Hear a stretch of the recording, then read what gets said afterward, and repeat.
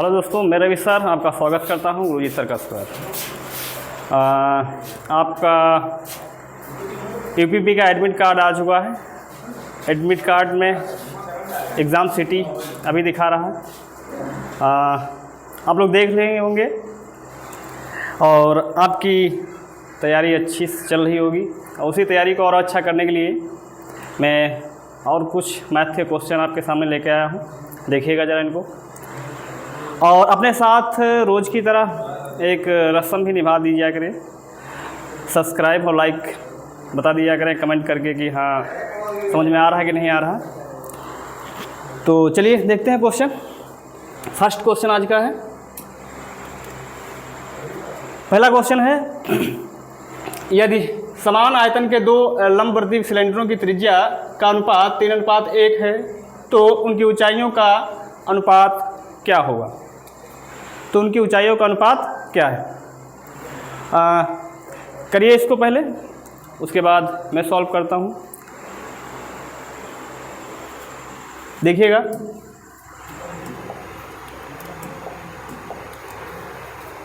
यदि समान आयतन के दो लंबवर्ती सिलेंडरों की त्रिज्या, यहाँ पे बात बेलन की कर रहा है, तो आप बेलन के बारे में थोड़ा हम आपको बता दें कि जो बेलन होता है यानी सिलेंडर, बेलन का आयतन, बेलन का आयतन क्या होता है आपको पता होगा, πr²h। सिलेंडर का जो शेप होता है ये इस तरीके सिलेंडर होता है। यहाँ से ये क्या है, त्रिज्या है, और त्रिज्या का दोगुना अगर कर देंगे तो क्या हो जाएगा, ये त्रिज्या का दोगुना अगर कर देंगे तो क्या हो जाएगा, व्यास हो जाएगा। त्रिज्या का दोगुना कर देंगे तो क्या हो जाएगा, व्यास हो जाएगा। और ये क्या है, इसकी सिलेंडर की हाइट है। ये क्या है, सिलेंडर की हाइट है। यहाँ से यहाँ तक हमने क्या बताया है, त्रिज्या बताया है। ये जो क्या है, परिधि है। तो बेलन का आयतन क्या होता है, πr²h। बेलन का वक्र पृष्ठ क्या होता है, बेलन का वक्र पृष्ठ क्या होता है, 2πrh।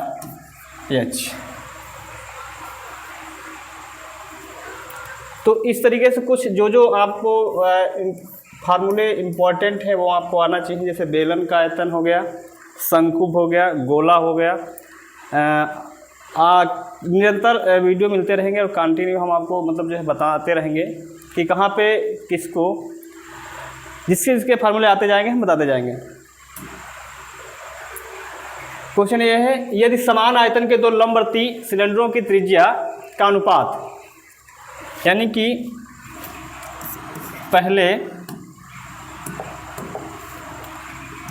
बेलन का आयतन बराबर है दूसरे बेलन के,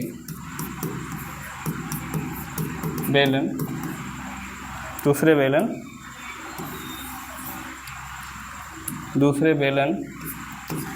का आयतन मान लेते हैं R1 और R2, यानी जो त्रिज्या दिया हुआ है। तो पहले बेलन की जो त्रिज्या होगी R1 होगी, दूसरे बेलन की जो त्रिज्या होगी वो R2 होगी। तो R1 का मान कितना दिया है, 3, और इसका मान कितना दिया है, 1 दिया हुआ है। अगर इसको अलग अलग हम करना चाहें तो इसको मान लेंगे कितना, 3x हो जाएगा, ये x हो जाएगा। ठीक है, आगे चलते हैं, देखना जरा। या इसको ऐसे रखना चाहें तो ऐसे रख लीजिए। देखो बेलन का हमने अभी फार्मूला होता है, क्या होता है, πr1² बराबर क्या हो जाएगा, पाई दूसरे बेलन का आयतन πr2²h2 क्या हो जाएगा, h2। अब आगे देखिएगा,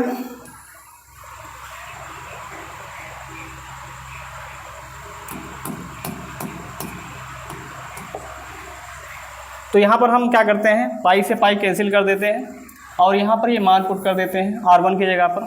अगर R1 की जगह पर मान पुट कर दो कितना हो जाएगा, 3x का क्या है, स्क्वायर h1 बराबर क्या हो जाएगा, R2 का मान कितना है, x का क्या हो जाएगा स्क्वायर और इंटू क्या हो जाएगा H2। अब यहाँ पर देखिए कितना हो जाएगा, अगर इसका स्क्वायर करोगे तो स्क्वायर का मतलब अगर 3x का आप स्क्वायर करते हो तो ये आधार है और इसकी घात है, आधार की घात जितनी लगी होती है आधार को गुणे में उतनी बार लिखा जाता है, ये बात ध्यान रखना। तो इसको क्या लिखोगे आप, 3x इंटू 3x लिख सकते हो, ठीक है। तो हम इसको गुणा अगर करके लिखेंगे तो 3 तिहाई 9 x स्क्वायर हो जाएगा। यहाँ पर क्या होगा, h1 होगा, यहाँ पर क्या होगा h1 होगा, यानी कि पहले बेलन की ऊंचाई, यहाँ पर क्या हो जाएगा x स्क्वायर हो जाएगा और h2 हो जाएगा। हमको बोला गया है कि उनकी ऊंचाइयों का अनुपात निकालना है, तो आप क्या करिए, इस x स्क्वायर से x स्क्वायर कैंसिल कर दीजिए, तो h1 बटे क्या हो जाएगा h2, यहाँ पर हमारा क्या बचेगा 1 बचेगा, और ये 9 इधर गुणे में है, इधर आ जाएगा क्या हो जाएगा पलट के आ जाएगा, यानी कि 9 गुणे में है, इधर आ जाएगा भाग में आ जाएगा। तो हमारा जो रेशियो आ जाएगा h1 और h2, यानी कि दोनों बेलन की ऊंचाइयों का जो रेशियो होगा 1:9, यानी कि इसका रेशियो कितना आ जाएगा 1:9, इसका क्या हो जाएगा रेशियो हो जाएगा। ठीक है दोस्तों, आगे देखते हैं। ये क्वेश्चन जब भी इस तरीके से आए, आज को क्वेश्चन में दिया है कि त्रिज्या का रेशियो कैसे निकलेगा, कल को अगर आपसे पूछ ले कि इसकी ऊंचाई का हो सकता दे दे, त्रिज्या का पूछ लेगा, हो सकता है व्यास का रेशियो पूछ ले, तो इस तरीके से क्वेश्चन आपके एग्जाम में पूछे जा सकते हैं। आगे चलते हैं नेक्स्ट क्वेश्चन पे। अगले क्वेश्चन लिखा हुआ है k के किस मान के लिए समीकरण प्रणाली kx माइनस वाई बराबर 2 और x माइनस 2y बराबर, यहाँ पर दोस्तों 3 कर लीजिएगा, 3 एक अद्वितीय समाधान है। तो यहाँ पर देखिएगा क्या दिया हुआ है, k के मान के लिए अद्वितीय मान निकालना है, अद्वितीय हल ढूंढना है। तो देखिएगा k x बराबर दिया है kx माइनस वाई बराबर दिया है 2 और 6x माइनस 2y बराबर क्या होता है 3 दिया हुआ है, 3 दिया हुआ। तो इसकी तुलना हम कर देते हैं किससे, a1 द्विघात समीकरण का हमने सुना होगा, a1 x plus b1 y बराबर c1। दूसरा क्या है, a2 x plus b2 y बराबर c2। ठीक है, इसके लिए द्वितीय हल क्या होंगे हमारे, अद्वितीय हल क्या होंगे, a1 बटे a2 is not equal b1 बटे क्या हो जाएगा b2।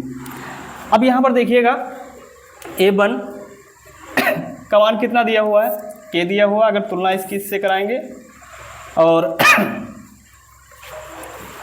a2 कितना दिया हुआ 6 दिया हुआ, तो हम लिख सकते हैं इसकी जगह पर, कैसे लिखेंगे देखना जरा, इसी चीज़ को हम इधर लिख रहे हैं, k बटे कितना हो जाएगा 6 इज नॉट इक्वल, b का मान देखिए यहाँ पर ऊपर b का मतलब यहाँ पर 1 है और b2 कितना हो जाएगा 2 है।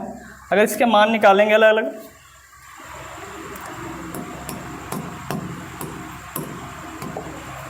तो यहाँ पर क्या हो जाएगा, क्रॉस मल्टीप्लिकेशन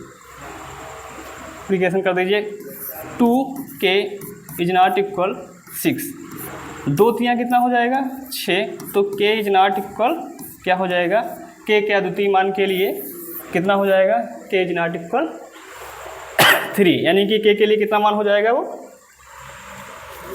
देख लीजिए कितना हो जाएगा 3। तो इसका कौन सा मतलब जो है, कौन सा ऑप्शन राइट हो जाएगा, सेकंड ऑप्शन इज राइट। ठीक है, नेक्स्ट क्वेश्चन देखिएगा। अगला क्वेश्चन है, यदि एक संख्या के 6/7 का 1/3 28 के बराबर है तो वह संख्या ज्ञात कीजिए। बहुत सरल ही क्वेश्चन है, देखिएगा करिएगा इसको जरा। क्वेश्चन लिखा हुआ है एक संख्या का, तो आप कोई संख्या ले लीजिए, मान लेते हैं वो संख्या x होगी, ये संख्या मान लिए, माना संख्या कितनी हो जाएगी, माना संख्या क्या है x है। यदि एक संख्या के 6/7 ध्यान रखना, कहीं पर अगर का हो, के हो, की हो, तो इसका सबका मतलब क्या होता है, गुणा होता है या गुना हो, तो इसका सबसे मतलब क्या होगा, गुणा ही होगा। ठीक है, यदि एक संख्या के 6/7 का 1/3 यानी इसी का फिर से आप 1/3 कर दीजिए, 1/3 बराबर किसके है, 28 के, तो संख्या आपसे डिफाइन किया गया है, नहीं संख्या बताना है कौन सी होगी। तो 3 दूनी 6 आप काट दीजिए, 14 दूनी कितना हो जाएगा 28, 64 कितना हो जाएगा 98, यानी x का मान जो हो जाएगा कितना आ जाएगा 98 आ जाएगा। तो इसका x का मान कितना आ जाएगा दोस्तों 98 हो जाएगा। ठीक है, क्वेश्चन में कोई दम नहीं था, देखिएगा इस तरीके से अगर क्वेश्चन आ जाए आपके एग्ज़ाम में, ये प्रीवियस ईयर में पूछे गए क्वेश्चन है जो अभी हाल ही में आपके एग्ज़ाम हुए थे, उन्हीं क्वेश्चनों को मैं सॉल्व करवा रहा हूँ और उसके इर्द गिर्द जो भी आपको जानकारी होगी मैं देता रहूँगा। ठीक है, और पहले आप कोशिश किया करिए कि क्वेश्चन को सॉल्व करिए, तत्पश्चात हमारे सॉल्यूशन को देखिए। चलिए अगला नेक्स्ट क्वेश्चन देखते हैं। अगला क्वेश्चन है, यदि दो परिमेय संख्याओं का एचसीएफ और एलसीएम समान है तो वह निश्चित रूप से संख्या होगी। पहला है आभाज्य संख्या होंगी, सभाज्य संख्या, संयुक्त संख्या, कौन संख्या हो जाएंगी समान संख्या। तो ध्यान रखना, यदि दो परिमेय संख्याओं का एचसीएफ और एलसीएम समान होता है तो निश्चित रूप से संख्याएं भी क्या होती हैं, समान होती हैं। ठीक है, अभी एक हम नंबर सिस्टम पे पूरा मतलब जो है कॉन्सेप्ट लेके आऊँगा नंबरों पे। तो आभाज्य संख्याएं, प्राकृतिक, नेचुरल नंबर, जितने भी नंबर हैं, नंबर सिस्टम आपको चैप्टर पढ़ाऊंगा तो उसके अंतर्गत सारी जितनी प्रकार की संख्याएं यानी नंबर्स उनके बारे में मैं विस्तृत आपको बताऊंगा। ठीक है, अगला क्वेश्चन देखिएगा, दिए गए व्यंजन का मान कितना है, लिखा हुआ 2√3 + 5√3 -√12 यानी कि 2 कड़ी 3, 5 कड़ी 3 और कड़ी के अंदर कितना है 12। इसको अगर हम सॉल्व करेंगे तो ध्यान रखना, यहाँ पर 2 रूट में कितना है 3 + 5 रूट में कितना है 3 और यहाँ पर कितना है 12। अब यहाँ पर इसको जोड़ना है या घटाना हो, आप तभी इसको जोड़ सकते हैं, तभी आप इसको घटा सकते हैं जब रूट वाली संख्या यानी कड़ी में जो संख्या हो यहाँ पर भी क्या हो, समान हो और यहाँ पर भी क्या हो, समान हो, तभी जुड़ेगा तभी घटेगा। अगर ऐसा नहीं क्वेश्चन में है तो उसको हम क्या करेंगे, उसके रूट के अंदर वाली संख्या को हम समान बना लेंगे। ठीक है, देखिएगा इसको कैसे करते हैं। आप क्या करिए, इसके रूट के अंदर 4 दिया हो, 12 दिया हो, 12 का आप क्या कर लीजिए, फैक्टर कर लीजिए। 12 का फैक्टर कैसे हो गया, देखिए जरा, 2 रूट कितना हो जाएगा 3 प्लस कितना हो जाएगा 5 रूट के अंदर 3। अगर इसको लिखना चाहेंगे तो इसको लिख सकते हैं 4 और रूट में कितना हो जाएगा 3, यानी 4√3। यानी कि आपको पता होगा कि 4 का वर्गमूल यानी कि 4 का अगर हम वर्गमूल निकालेंगे तो कितना हो जाएगा, तो 4 का वर्गमूल कितना हो जाएगा 2 आ जाएगा। तो इसको हम 2 रूट कितना 3 + 5 और रूट के अंदर कितना 3 और माइनस कितना हो जाएगा, यहाँ से 4 से क्या हो जाएंगे, 4 का रूट 4 यानी कि वर्गमूल 4 का अगर हम निकालेंगे तो इसको अगर लिखना चाहें तो 2 × 2 यानी कि इसका वर्गमूल कितना हो जाएगा 2 निकल के आ जाएगा। तो 2 बाहर आ जाएगा, रूट के अंदर कितनी संख्या बचेगी 3। अब यहाँ पर देखिए, यानी कि रूट के अंदर यहाँ पर भी 3 है, यहाँ पर 3 है, यहाँ पर, यानी कि अब इसको हम जोड़ घटा सकते हैं, यानी कि इसको हम जोड़ घटा सकते हैं। अब देखना जरा, यहाँ पर प्लस में कौन कौन सी वैल्यू है, ये प्लस का है, ये प्लस का है, तो 5 2 कितना हो जाएगा 7 हो जाएगा, 5 2 7 और 7 से 2 गया कितना बचेगा 5 बचेगा और रूट में क्या है 3 3 है, तो 3 आप कॉमन ले लीजिए। तो इसका आंसर कितना आ जाएगा दोस्तों 5 रूट के अंदर कितना 3। इसका सोल्यूशन कितना हो जाएगा 5√3, इसका आंसर हो जाएगा। ठीक, नेक्स्ट क्वेश्चन पर आते हैं। अगला क्वेश्चन देखिएगा,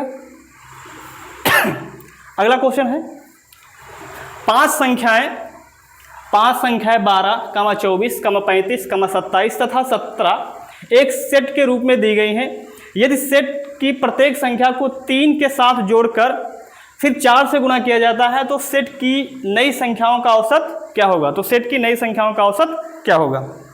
चलिए इसको क्वेश्चन को करिए पहले।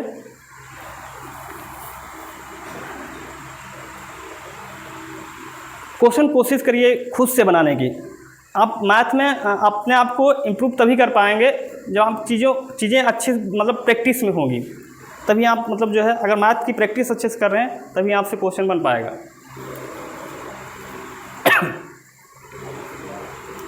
Math depend on the practice. देखिएगा, इसको बोला गया 5 संख्याएं 12, 24, 35, 27 तथा 17 एक सेट के रूप में दी गई हैं। यदि सेट की प्रत्येक संख्या को 3 के साथ जोड़कर फिर 4 से गुणा किया जाता है तो सेट की नई संख्याओं का औसत क्या हो गया। नए औसत की बात कर रहा है तो हम पहले क्या करते हैं, औसत ही निकाल लेते हैं। तो आपको पता होगा औसत बराबर क्या होता है, औसत बराबर होता है कुल पदों का योग, कुल पदों का योग, कुल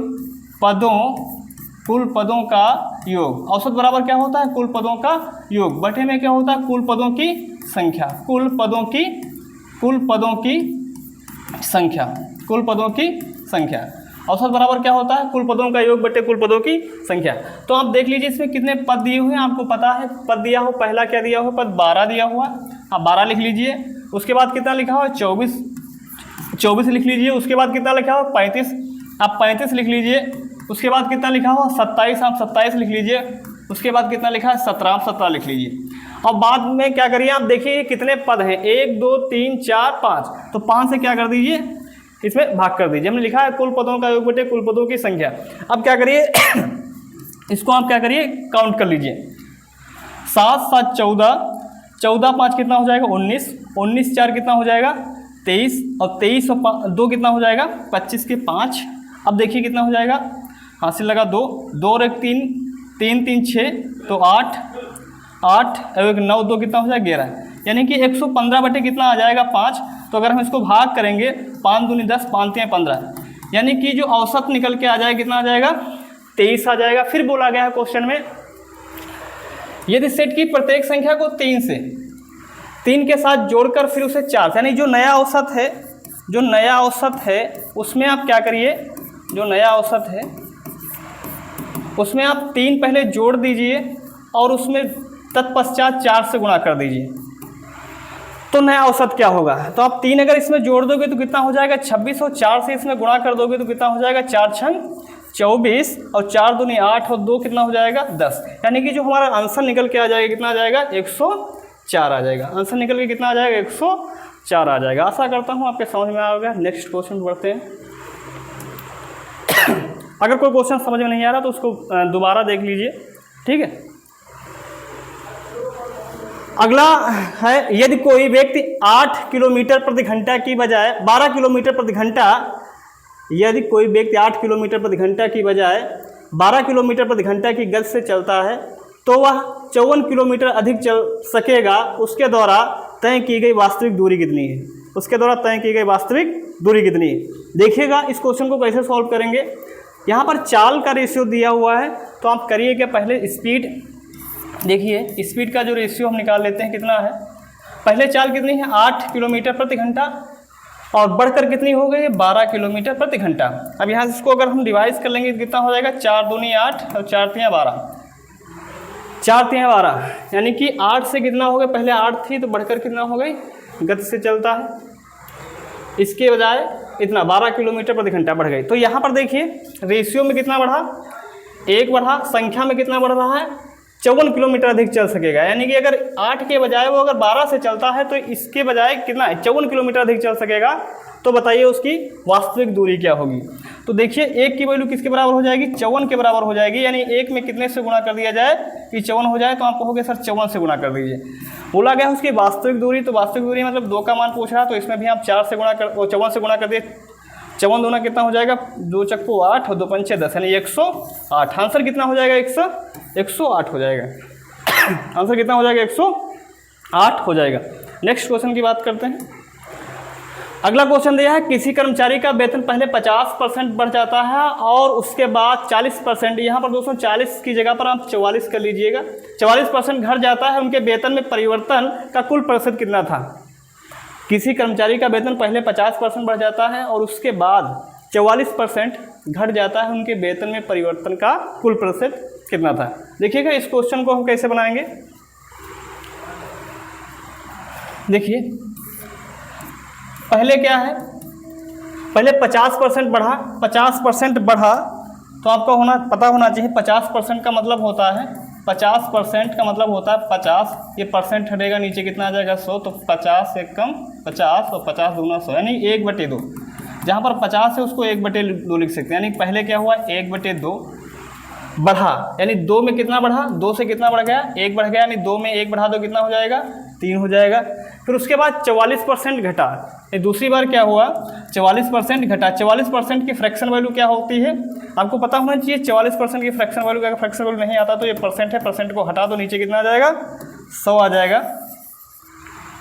अब इसको हम डिवाइड कर लीजिए, 2 दूनी 4, 2 दूनी 4, 2 पंचे 10।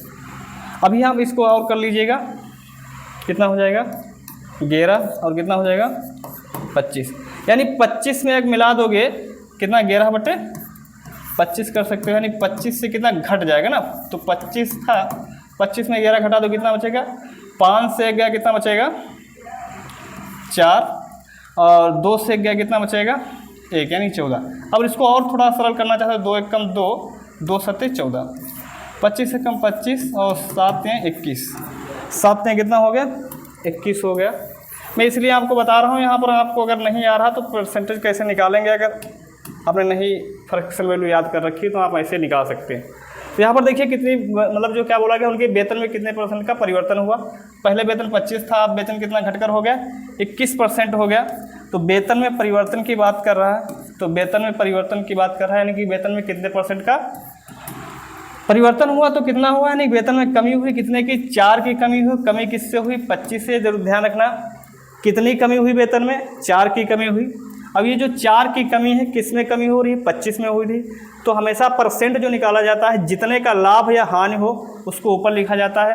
अब ये लाभ और हानि जिससे होता है उसको कहाँ पर लिखा जाता है नीचे लिखा जाता है। और निकाल रहे हैं परसेंटेज, इसलिए गुणे में क्या कर देते हैं 100 कर देते हैं। तो 25 से कम 25, 25 चक्कू 100 कितना हो जाएगा 4 चक्कू 16। हमारा जो आंसर निकल के आ जाएगा वो कितना हो जाएगा 16% हमारा क्या हो जाएगा, यानी 16% की क्या आई 16% की क्या आ गई कमी आ गई। तो आंसर कितना हो जाएगा 16%।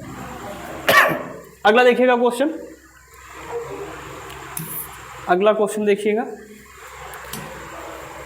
ये क्वेश्चन था, इसको हमने कर दिया।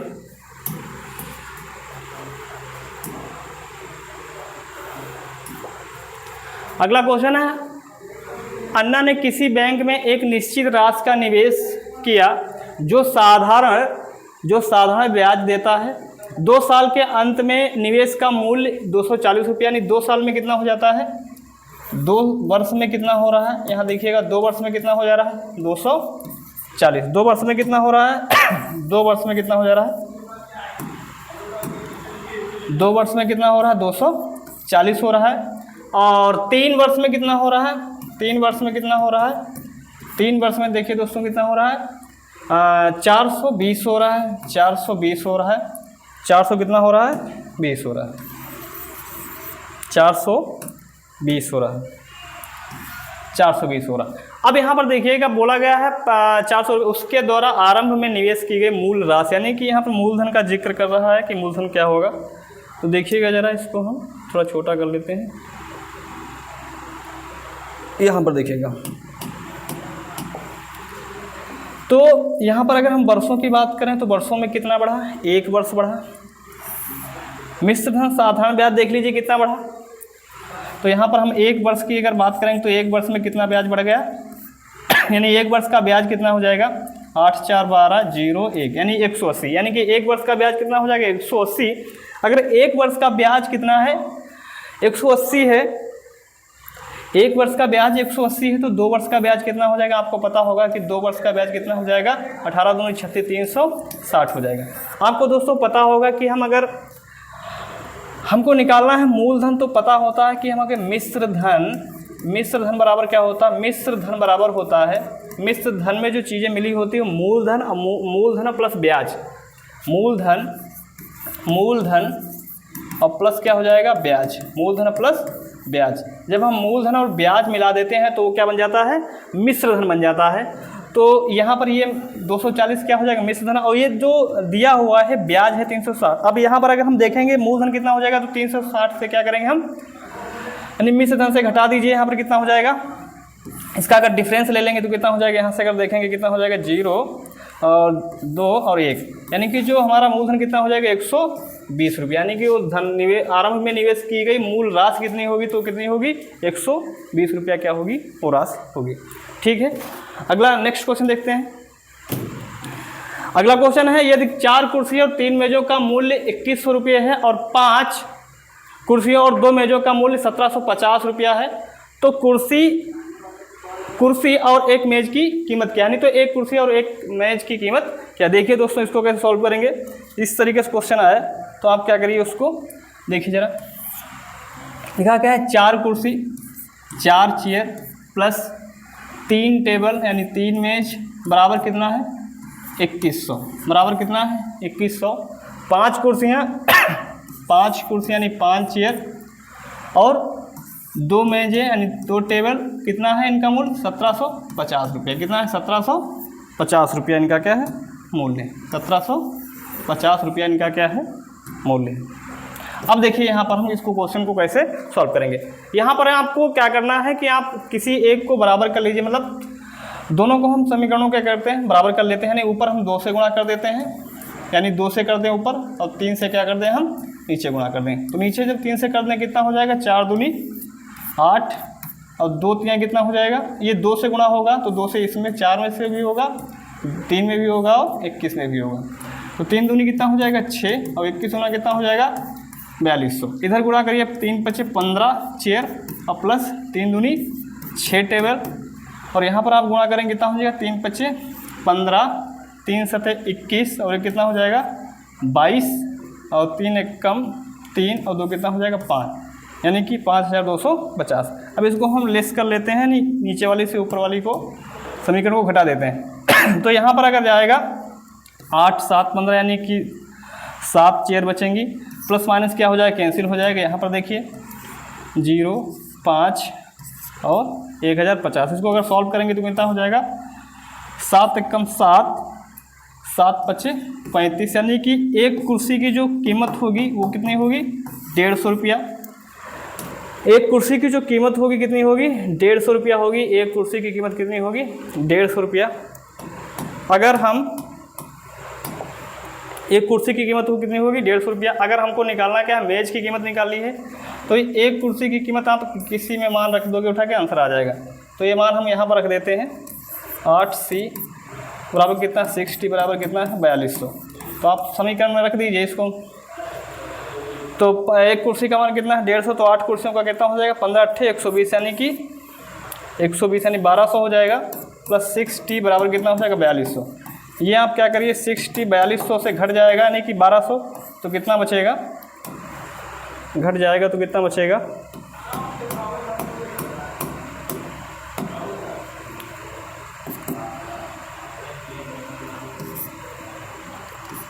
1200 घट जाएगा, कितना बचेगा 0 0 2 और 1 3 बचेगा। यहाँ पर कितना बचेगा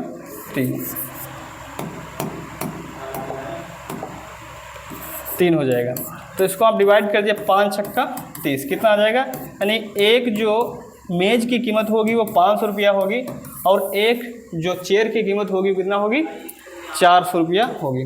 ठीक है, तो इस तरीके से इस क्वेश्चन को दोस्तों हम क्या करेंगे सॉल्व करेंगे। यदि 4 कुर्सी और 3 मेजों का मूल्य 2100 रुपया था और 5 कुर्सियों और 2 मेजों का मूल्य कितना था 1750 रुपया था, तो कुर्सी और एक मेज की कीमत के बारे में जिक्र मतलब पूछ रहा था कि मतलब जो है उसका एक कुर्सी का और एक मेज का मूल्य क्या होगा। तो हमने दोनों को पहले क्या समीकरण में लिख लिया, उसके बाद इन दोनों को हमने बराबर कर लिया, ऊपर वाले में 2 से और नीचे वाले में 3 से। हम 4 से 5 से भी गुणा कर सकते थे, किसी एक को मतलब आप बराबर कर लीजिएगा, चाहे कुर्सी बराबर कर लीजिए चाहे मेज बराबर कर लीजिए। ठीक है, यहाँ पर वैल्यू छोटी थी इसलिए हमने इसको बराबर कर लिया क्योंकि हमको कैलकुलेशन थोड़ा आसान हो जाए।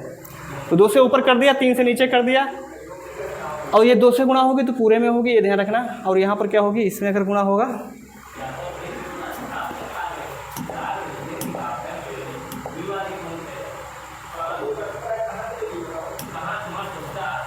अब देखिएगा, अगर इसको हम सॉल्व करेंगे तो ये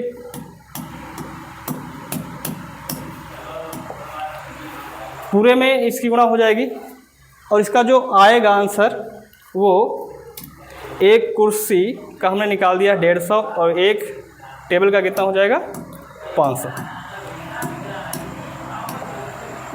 ठीक है दोस्तों, और देखिएगा, कमेंट भी करिए साथ में, क्या मतलब जो है आपके समझ में आ रहा है कि नहीं आ रहा, तो कमेंट जरूर करिएगा कि समझ में आ रहा है कि नहीं आ रहा है। आज के लिए इतना, धन्यवाद। अगला नेक्स्ट।